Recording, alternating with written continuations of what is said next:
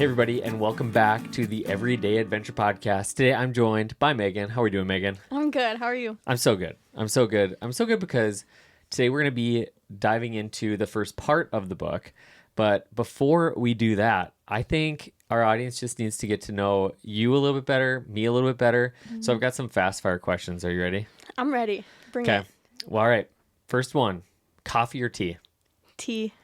Tea? Yep. What's in your cup? Coffee. What's... I normally drink chai tea, but I'm on like 4.5 hours of sleep last night. So you are 4.5 hours of sleep, crushing it right now. Mm-hmm. But you are like when we do early morning things, I am a coffee person, and it's very much like a part of my morning routine. Usually you just come water. Right. But today you came with coffee. Today I came with coffee, and I think that was the right move. I'm a little bit nervous about living the rest of my day awake. So. Living La Vida Loco, yeah. Right? Is that? So you're a coffee person? I'm a coffee person. Hardcore. Not hardcore. Mm-hmm. I'm not like a coffee snob, but I'm a coffee person. You're not a coffee snob, but you do post coffee reels on your Instagram. I do, and I think I do that just because it's funny. It is funny. Because everybody that does that is a coffee snob, and they're like serious about it. Mm-hmm. And then I'm acting like a barista in my own home when nobody's there. So, yeah. All right. Laundry. Do you fold it immediately or live out of the basket? Immediately. Comes out of the dryer, every item folded. That was predictable. Yeah. What about you guys? We've gotten better, but we do 4 baskets of loads of laundry like every day, it feels like. And so it's just a constant. You can just admit it. You live out of the basket. No, I don't live out of the basket. I live out of the chair, like the draped over chair, because Taylor does the laundry, and then my job is to hang my own laundry because I'm responsible, and I just don't do it. All right, last one. How many unread texts do you have right now? 12. 12?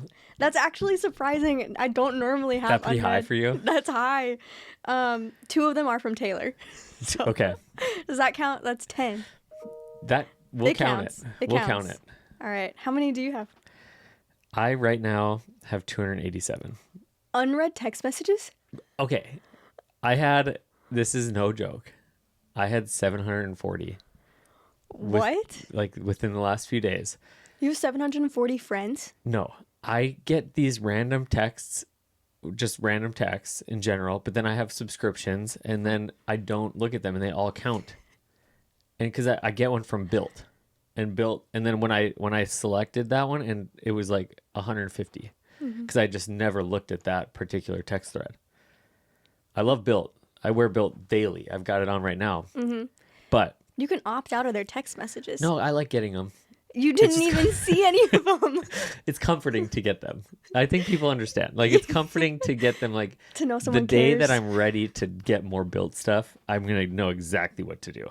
That is so funny. It also is like it builds my self-discipline of just like, I could click on that and buy something today, but I'm not going to. But I will when I want to. I think discipline is all in perception, because I think it's also discipline to just be on top of it. Okay. And then the other thing is, if anybody knows how, I actually went through all of my texts and selected them all, read them all. I really didn't miss much. If I did miss something from somebody, I'm sorry. But, and there's still 287. So that's like after getting to the bottom, like I can't load more. So I don't know what to do. It's just forever 287 now. But that's that. Let's talk about intentionality. But no, seriously. Somebody help him. Yeah, I do. I need some help. But today we're talking about pursue intentionality. Before we do that, we got the book right here, Everyday Adventure. It came out on February 1st. It's just been so much fun to see people get it. I had to upload it early, as you know, and because that's how you could get copies. I realized I learned so much through this whole process. Yeah. But I did that, and before the book ever even went live, like 25 people bought it. And it was very cool to see that, and then to get like a couple text messages. I didn't announce it early because I wanted to wait for the launch party and all that fun stuff. But it's been so cool. But you can get it on Amazon. it's $19.99, just kind of a standard book price. But yeah, I just hope it's a blessing to people. And that's what we're talking about over the next few episodes is Everyday Adventure, How to Live Your Ordinary Life to the Fullest. Oh, got to prop it up here. Display it. There It we go. deserves to be displayed. There we go. But And yeah, it's a physical book, but then there's also an audio or an ebook. we got an ebook and we have an audiobook. Yep. And if the audiobook doesn't exist at the time of this recording, it will soon. So just be patient. But there will be an audiobook if there isn't one already. But yeah, so the book is available. You can get it today. And I just hope it's a blessing. And we have some fun challenges that we do with it. And there's some fun, or there's like a discussion and small group kind of guide. And there's a few different activities that activities that are from the chapters that I made into PDF guides and stuff. So it's really fun. My goal with it wasn't just to be like a book you read and put back on the shelf, but something that actually helped you understand and grow in like what it means to live with intentionality and with, just really live life to the fullest. So I'm excited about it. It's fun. Yeah, it's super exciting that it's out in the world now. It is. It's crazy. It is. But yeah, we're going to dive into the book a little Yeah. bit. We're not going to go chapter by chapter necessarily, but we're going to talk about part 1 of the book, and that's pursue intentionality. Yes. Give us an overview. What does pursue intentionality mean to you? Yeah, I think the biggest thing is with any adventure, you have to like have some sort of movement, and I think so often the reason we don't have quote unquote adventure in our life, the reason we don't have like meaning and purpose and really feel like we're moving somewhere is because we don't have any expectations or plans to. And so I feel like one of the reasons that the book really addresses autopilot is because so many of us are just living in that like loop of just kind of, we get up, we do the same thing, we feel the same things, we don't do anything, we just kind of remain in that place. And so intentionality is what I think really stops that loop and says, okay, I'm going to actually take inventory of my life. And so this is a very reflective part where it's really helping understand like, where am I right now? And then where am I going? And then now, what do I need to do to move in that direction? So it's definitely not, this is how to live your life 101, as much as it is, this is some tools, this is some mindset shifts that we can make in order to go in that direction. But for you, you've been a part of this process for the last couple of years. What does pursue intentionality mean to you? Yeah, I mean, I think your family has really shown me how you can live this out in your ordinary life. I think intentionality, I used to think about it often in like the sense of like dreaming big and goal setting and like be intentional with who you want to be 10 years from now or a year from now. But I think really encapsulating like intentionality with everyday adventure was like, how are you intentional with every moment, and how are you stewarding the relationships that you have, where your feet are right now. And so it's really made me I feel like made me more content in my season rather than looking for what's next or always chasing a bigger picture of something else. But how do I, be intentional with today, be intentional with tomorrow, intentional with this week. And so, it's been really cool. Just, I feel like I've experienced a shift in contentment and peace while I'm pursuing intentionality with everything else. That's cool. And I think it just highlights, like, adventure isn't just a out there thing. It's not just in some different season and these grandiose moments. It's like the intentionality part brings it close. And so, like you had said, being intentional about like the things you do have. And so it's not just about making plans for the future. It's also about understanding and recognizing, like, I can be intentional today with this time that I've been given on this earth. And I'm not guaranteed any more of it. So how will I live that out? I think that's kind of at the core of it for sure. Mm-hmm. Yeah. And like, I mean, there's the verse in scripture that says like tomorrow isn't promised. Yeah. And so I think that this idea really helps me like be here today. Yep. and to be proud of today. I had a mentor tell me once, like, when you close your eyes at night, are you proud of what you did today? And I was like, ooh, I don't know. But now, like, every night I think about my day, and it really does help me like wake up differently and choose different decisions throughout my day so that at night I can say, yeah, I enjoyed it. For sure. So, yeah. But how do you actually live out intentional. Actually, before I get into that, I actually wanted to talk about this. Were you always an intentional person? Or No. was this something that you've learned over the years? No, I was definitely not an intentional person. I mean, I think in certain ways I probably always have been, but when it comes to just like grand scale my life, I just was totally drifting. And so I had a job in college where I worked at our university's wellness center, and there was a 3 strike policy, and I was on my 3rd strike, like one more strike, and I was going to lose my job. And I was like a rec staff, like it wasn't that big of a job, but at the same time, my boss, whose name is Javel, who's an incredible person, she wasn't just like doing her job, she was being intentional, because she's like, no, I'm not just going to hire these students and then they're just trying to get by, they're just trying to pay their bills and stuff. Like she actually built us, like she had us read books, and she like really mentored us. And so she pulled me into her office and she had a planner for me, and it was like a 2010 planner, and she walked through it and she's like, let's put your day in there, let's put your classes in there, let's, like, I literally had to be taught how, oh, I should know when my classes are, like like I was that like clueless, because but she really helped me understand, like, hey, you got to schedule your priorities, you got to put those things on paper so you can see them. So when are your classes, when are your shifts? Like that would help you to know when you work, because I would get a call and the manager would be like, hey, you're supposed to work, and I'm like, oh, I didn't realize I was supposed to work today, and I just didn't write it down anywhere. I was just trying to live off my memory, and so I was not. And so that was kind of the jump start. That kind of jump started like a reading habit, because the books that she was having us read were really interesting. They were like John Gordon type like leadership books, and I was like, oh, I didn't know reading could be fun. I just thought it was all. What's funny is that I like now want to go back and read the books that I was supposed to read in high school, because I'm like, I think there'd be value in reading those. They probably weren't doing that for no reason, but yeah, it just kind of jump started a lot of those things. And then along the way, what I really uncover in the book is part of my journey of that. And part of it was loss. Part of it was, losing some people that were close to me. Part of it was just navigating some of those things where I realized, like, I'm not on track for where I believe God's calling me, and I need to do things in my own way, like not in my own way, but in my own schedule and in my own daily life to position myself for what he wants to do. So I think a lot of it was just learning how to position myself better. Yeah. Yeah, which I think it's so funny talking to you about intentionality now, because I met you probably like 10 years after you figured out how to use a planner. At least 10. At least 10.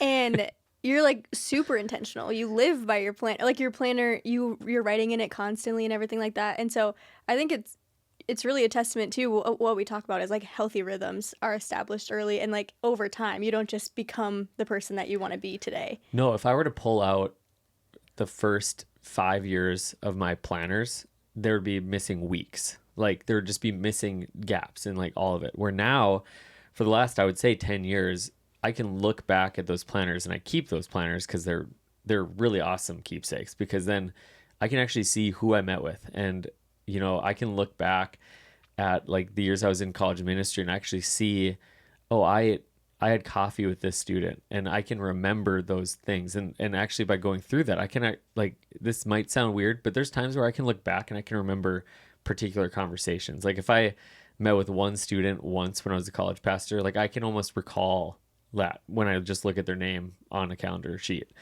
And I think that's been the hidden perk of it all, is just like realizing that not only do I experience more and I'm aware of more, but I remember more. Like I just have a better understanding of where I've been and all of those things. But yeah, so it's been a big shift, but I would say this whole thing is pursuing intentionality.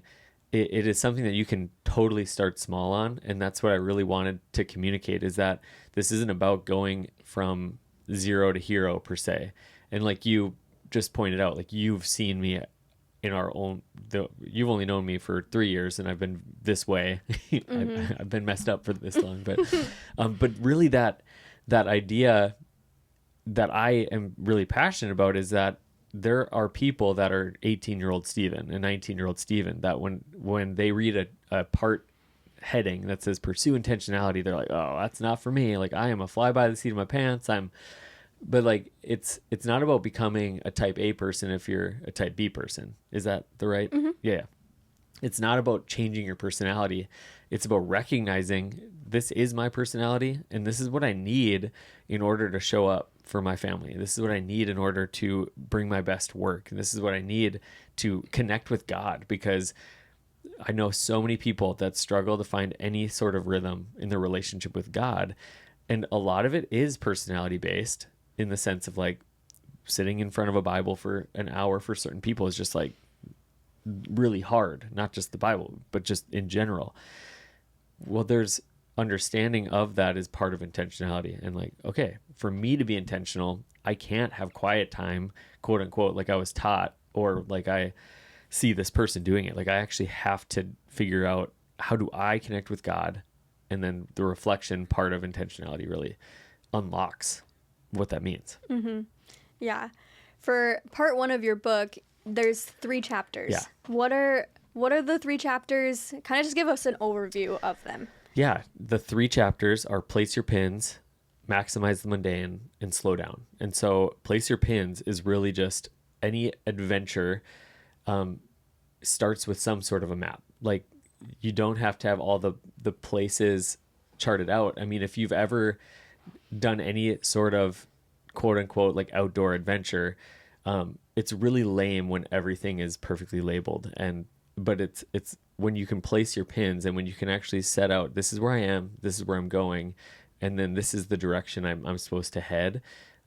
That's kind of what we talk about in place your pins, is like, what does that mean for your own life? And then maximize the mundane is what it sounds like. It's just like over 80% of our life is spent doing mundane things. So how do I maximize those moments? That's crazy. 80% of your life. Well, I would say it's actually significantly more. 80% is what I did some deep dive research on, and there's different studies on all of these things. So I pulled from these different studies of like, how much time does somebody brush their teeth? How much time does somebody spend cooking meals? And like, everybody obviously is going to be different, like going to the gym, driving to work, there's one about how long it takes us to get dressed in the morning and how long it takes to pick out clothes. Like, they studied all of this stuff over these big case studies. And then basically I took all of that and I was like, okay, well, now what does that equate? If I live the average life expectancy of an American, it equated to well over 80% of our lives is doing those things that we often dread. And so maximizing the mundane is like, okay, I could either just live for the 16% of my life, or I can actually choose to embrace all of it and learn how to own those ordinary moments and learn how to make the most of every opportunity, because the days are evil. Like, that's what the Bible says. And so that's that. And then slow down is really a personal chapter, the most emotional chapter that I wrote. And I did not expect it, but it was really about our time moving to New Jersey and the lessons we learned in that season that we carry with us to this day. But it was really, that chapter really is a deep dive of how out of control I was, and I had no idea. And what I mean by that is like,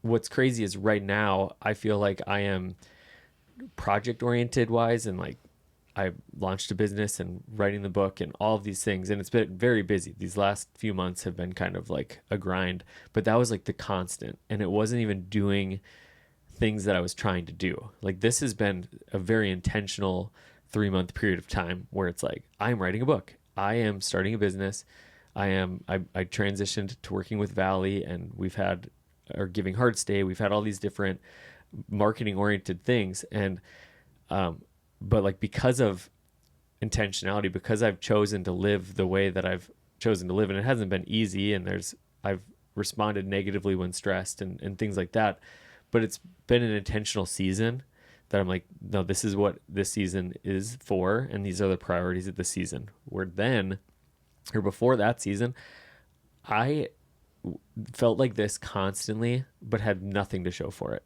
Like, I had nothing, that there was no unity in my and Taylor's marriage when it came to like, hey, this is hard right now, but this is the point, this is the purpose. Like, right now it just feels so fulfilling. Like, right now you know, you mentioned it. You were over watching kids. We had our marriage meeting last night, and then you stayed and hung out, and I was doing stuff for the book until about midnight, and got up at 5 to do it again this morning, or 5:30. And it's like, yeah, I'm kind of tired right now, and I'm ready for this part to be done for this time, but it's so fulfilling, and Taylor and I are just on the same page with it. And that's really what that chapter is about, is like, we were not on the same page, not doing what I was supposed to do. And then I learned, I just learning how to slow down and be intentional in those places. Mm-hmm.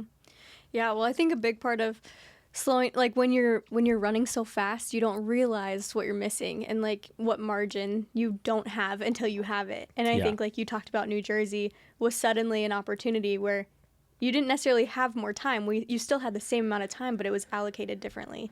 And so what did like increased margin allow you to do to realize that you, like, if someone's listening to this and they're like, I might be out of control, like what would you encourage them to do to help them slow down? Yeah. And again, I think the out of control thing is my rhythm one, like, sustainable? Is it something that I'm choosing, and is it healthy? Like right now, there's aspects that I'm like, okay, I need to align, like even in the midst of this. But for us, it was actually a slowdown in the sense that my environment did change. And so that's part of what I share in the book, is that we moved there, and we went from having 500 friends and a church that we knew everybody at, and work that was very connected, to I know 5 people, and they're busy too, and I have neighbors, and that's about all. And then we also had a work shift where it went from like, I had 2 or 3 evenings a week that I thought were mandatory, and I just realized like I had created the rhythm of insanity. And then that was all stripped out, and then COVID happened, and then all that stuff happened, which gave us a natural pause. And so then what I write about is the fact that when we moved back here, we really jumped back into the heat of it. And, we had just as many commitments as before. And the challenge became like, can we continue to live in that intentional way? Can we continue to live in that rhythm-based way where bedtimes, me being home for bedtimes matter, where dinner times matter, where our yeses are sacred, our nos are sacred, like all of that was what translated. And so I think that person that feels out of control, like you have to, in my life, I've had moments where the stop came to me, but I've had to create the stop more often than not, where I've had to take inventory and go, okay, what's in my life that is good but not God's best right now? I need to cut some things out. I need to cut some some commitments out. I need to pull out of these things so that I can actually see what God's trying to do. Mm-hmm. Yeah, that's super good.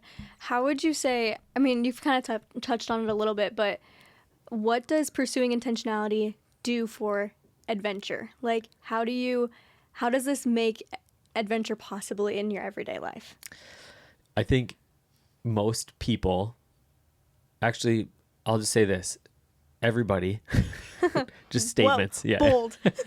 No, everybody, I think that there's this maybe misconception that people think like my life is not adventurous. Like there is no opportunity for adventure. But what I really have come to believe is that we just don't make space for adventure. And so what intentionality does is it makes the space, and like margin is where the good stuff happens. That's been a saying that's gone around for a while, that I've really grabbed hold of, because like what I've realized is that when everything is just like boom, boom, boom, boom, there's just not a lot that can creep in. Like you can still embrace those things and be present in those things.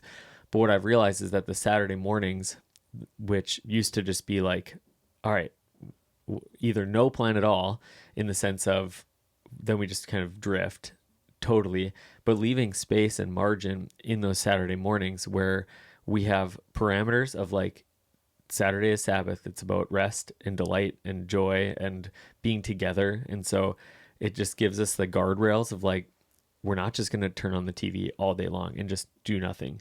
We're going to play games. We're going to do puzzles. We're going to do those things. Well, it just creates space for memories and creates opportunities for us to, at noon, be like, hey, should we go to a movie? You know, like, and just do those things.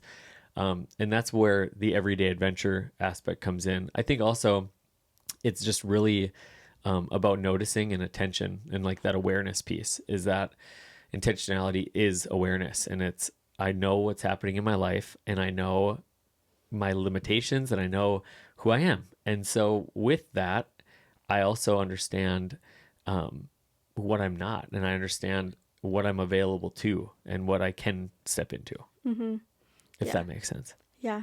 Super, super good. I think that, yeah, I mean, there's so much more on this topic. We were talking about this of like, we should just do a deep dive on like every chapter because there's so much to say.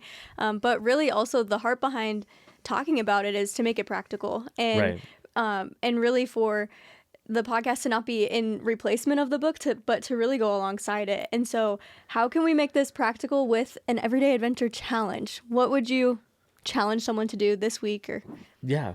I mean, one aspect that I talk about in the book is that, you know, every day can be extraordinary if we give it a little extra. Like if we, you know, there's this contrast that I talk about of ordinary days and extraordinary days, and like the amount of time and effort that we put into an extraordinary day, like a wedding. Like I have done over 25 weddings, and the amount of effort and planning that goes into an extraordinary day is extraordinary. Like the amount of money and the amount of just brain thought, there's so much stress involved in it. And I remember proposing to Taylor and just like, I wanted it to be perfect. I've just had this conviction of like, well, what if I gave a little extra to the ordinary? Like, what if I took advantage of those ordinary moments and said, well, how can I make this moment special? Like, how can I make this moment? Because it's not about, you know, and I'm not anti like weddings or like I'm not anti extraordinary days. Like I have these moments, or like maybe a couple a year that are extraordinary moments where it's just truly, or maybe even less than a couple a year, but you have engagements, and you have births of children, you have weddings, and you have maybe a retirement celebration or these other things. So it's not about denying those things, but it's about recognizing that part of the value that's added to those days is that we just throw more intentionality towards them. We throw our attention towards them. And so let's give our attention to our ordinary days. So the challenge for today, I say all that to say, the challenge for this week is the extra to the ordinary challenge. And so what this really means is this week we're going to choose one ordinary moment and give it a little extra. And so some examples that you could do. So this is really just literally taking something that you always do, something that you're already doing, and then just thinking about it for like 4 minutes, not even 4, let's just say 2, and saying, okay, I always pack lunches for my kids. Like that's just part of the rhythm. So what can I do to add extra to it? And that could be writing a note. That could be putting the blueberries in a smiley face pattern. It could be something that when your child opens it up, they're like, oh, that's cool. My mom had a sandwich cutter, so she would cut our sandwiches into shapes of hearts, which is a little bit extra, you know? Yeah, for sure. We've got the dino cutter. It cuts it into dinosaurs, and the kids love it. It could be, you know, when you're driving out of your neighborhood, like a lot of people live, whether it's an apartment complex or a housing development or just a neighborhood in itself. Well, what if that time, that 20 seconds that it takes to turn out and get onto your main street, wherever that is, you just actually prayed over your neighbors, and like the ones that you know their name, you prayed over them by name. Like that's how you give a little extra to a very ordinary thing. Or when you drop off kids, today was like a chaos drop off, not chaos drop off. It was just like a very ordinary drop off. Well, there's other days where it's like, no, let's stop. And I'm going to share a word of encouragement with each child. Like I'm going to actually look them in the eyes and tell them something. And even this morning, I was just reminding them of like one of our values is kindness. Like that is who we are as Glossers. And so just reminding them. So adding those moments to those ordinary days. So do you have an example of what an extra to the ordinary could be? Yeah, I think, well, one is playing music. So worship music when you're doing the dishes is a good one too, Yeah. of like, we all need to do the dishes anyway. And if you're not, you should be. Do more dishes. I lived with guys in college, and it was dumb. They know it's dumb. I'm just saying it on a podcast now. But what they did is that it was like there's 5 of us living together. So Monday was me, Tuesday was this person. And so there was days that I didn't do anything. Like I didn't eat at my house, and I would come home from something and there would be literal mountain of dishes, and I contributed 0 to them, and I had to do them all. Pots and pans, everything. It was not a good system. Still holding on to that, aren't you? For sure. If there's any roommates out there that's your system, you're wrong. Like that's a dumb system. Then I lived with a guy named Austin. This is a little side tangent. But I lived with a guy named Austin. Shout out Austin Sheeler. He owned 1 plate, 1 spoon, 1 cup, 1 bowl. And he just, every time he did it, he washed it and he put it on his little stack. His stack wasn't in the cupboard. It was just but nobody cared. It was like the cleanest part of our house. Be like Austin. Be like Austin. Yeah. Yeah, I think that. What were you saying? Can't really remember actually, but I think that there's so many things that you can do. I know that I have a mentor. She's a mom, and she said when she's doing her laundry and she's folding it, depending on the article of clothing that she picks up, she prays for that member of her family. Yeah. And so she picks up, her daughter's t-shirt, then she prays over her daughter, things like that. And I think that was just like super intentional. You're going to do it anyway. You might as well bring some prayer into it. So yeah. So that's the challenge, is take something that's ordinary in your life and give it a little extra. And again, we want to hear about these challenges. Like we're not just trying to listen to this podcast, or I didn't write the book just to read it and put it back down. Like I added these elements to it because I want this to become, it's the small rhythms that make the biggest difference. And so let us know at Everyday Adventure on Instagram. You can even comment on certain platforms, Spotify or YouTube. You can just comment under it, and you can just share your experience. Like, what did you do to add a little extra to your ordinary? We would love to hear it.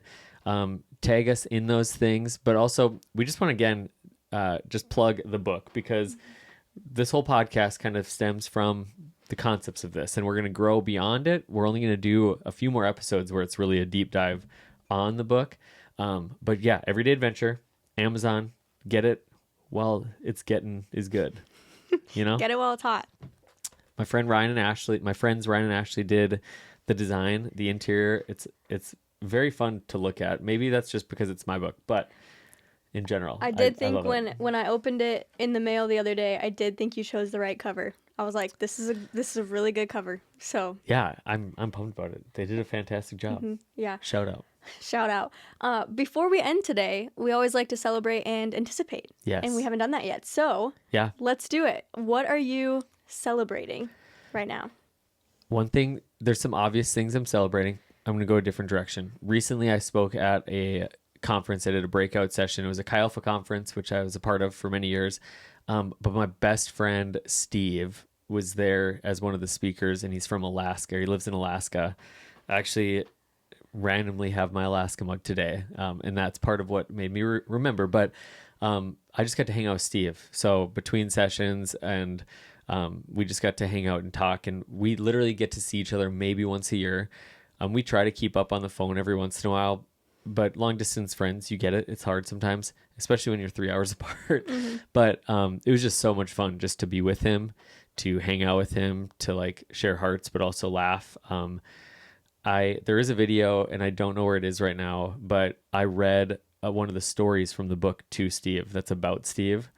He was threatening to sue me for defamation, but it was so much fun just to actually like read that to him about him. So that's what I'm celebrating, is just Steve, and being able to catch up with a friend that I deeply love and deeply miss. What are you anticipating? What's something that you're looking forward to? Yeah. Well, actually, we just made this plan yesterday, but my sister's coming into town this weekend, and we're bringing her and her kids over here. We're eating Buffalo Wild Wings on Saturday. Party. I'm so excited about it. I love Buffalo Wild Wings, and I love my sister, And so, yeah, she's just coming for... I love how you put Buffalo Wild Wings before your sister. My sister knows I love her. But yeah, I'm just excited to get to spend some time together. We're going on a family vacation soon, and Taylor is coming with. So this is also time for her and my sister to just hang out, because we're about to be a little trio for 10 days. Pre-bonding for the vacation. Yeah. Yeah. It'll be fun. That's going to be awesome. No, I love it. Again, listening at home. What's something you're celebrating? What's something you're anticipating? This is one of the ways that we can make intentionality, we can pursue intentionality in our life, is just taking inventory of like, what has happened recently that I'm grateful for, and what is happening next that I can be excited about. So take time and share it with us. We'd love to hear what you're anticipating and what you're celebrating. But as we bring this one to an end, I want you to tune in for next Monday's podcast.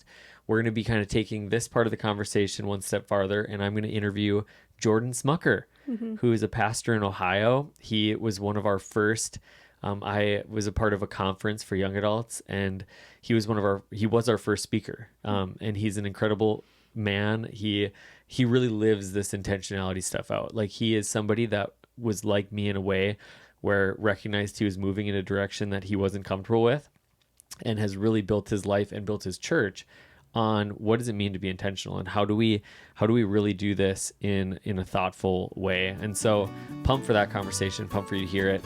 And wherever you get the podcast, make sure you give it a follow, subscribe, leave a review. That's how more people can find the podcast, and we'd love to connect with you real soon. Thanks for listening, everybody.